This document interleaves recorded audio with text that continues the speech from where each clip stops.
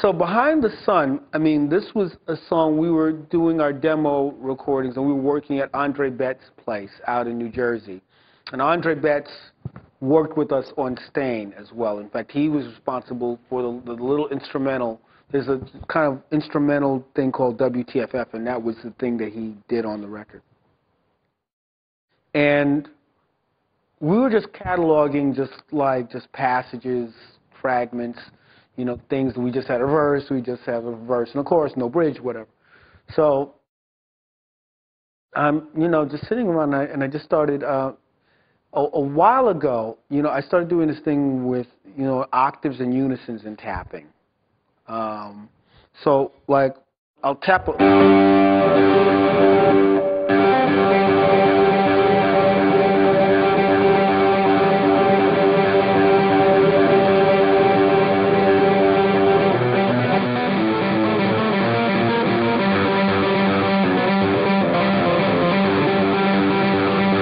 I'm doing is I'm tapping the unison high G, right?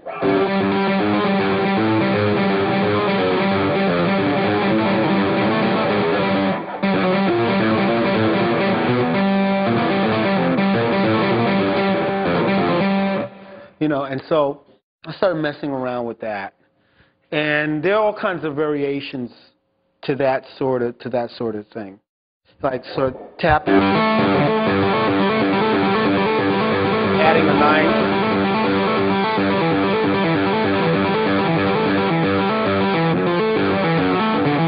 you know, moving it around like that. You know, I would do that making loops, or I would, you know, do that as a kind of almost like a kind of ambient thing.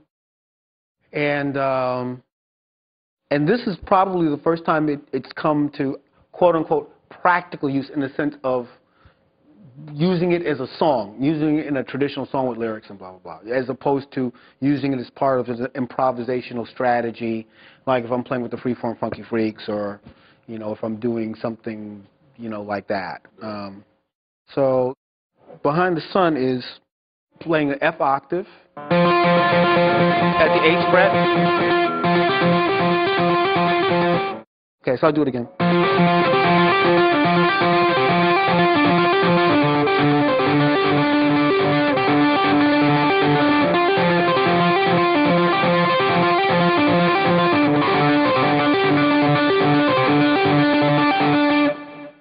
And so the sequence is the F octave, use the G, the ninth.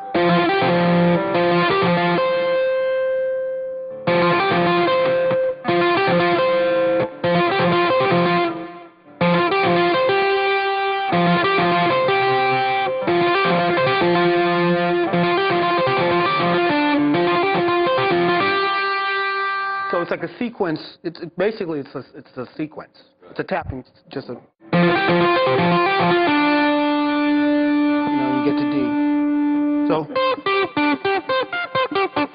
you know, so basically it's working fourths, you know, a whole step up from the octave.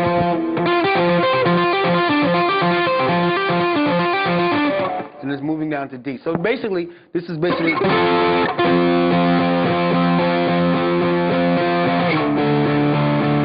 Yeah, to the relative minor, you know, so going from F down to D. So it's sort of like a rethinking of that time-honored kind of movement in, you know what I mean? So.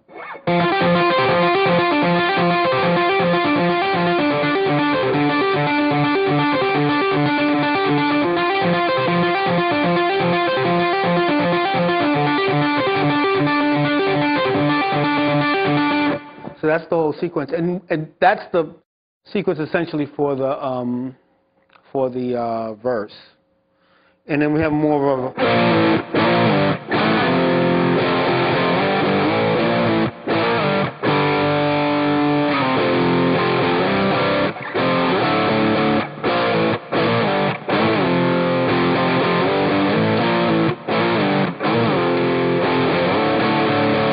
Which is basically the chorus. Basically, the sequence is.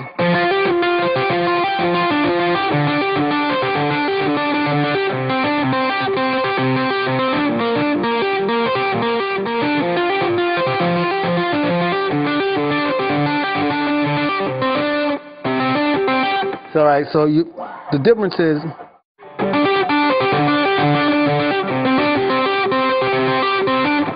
yeah. You get to see, we start with a D string. Yeah, when you say, right, exactly, exactly. And on down to the B flat, yeah. So that's the basic, that's Behind the Sun. The whole idea of it is that you're creating a kind of hypnotic sequence. It sounds like when I first listened to the playback of it, anyway, we did this thing, and then when we started working with Count in the Czech Republic, when we were playing him stuff, so, oh, what have you been doing? So he played him stuff, he said, that's interesting, what's that? We should work on that. And then I was like, oh, because we had so many of these things that, we did it, and then Corey and I started working on a lyric, and then kind of we left it alone. And then when we were back in the studio, I'd totally forgotten about it. And then I had to kind of go, what did I do? How did I do that? When did I? It was like, and That's never happened to me. and it's such a funny thing because I was listening to it and going, and I said, okay, that's that kind of odd kind of thing. And then I was going, and once I was able to go, I said, oh, okay, and then it all kind of came back.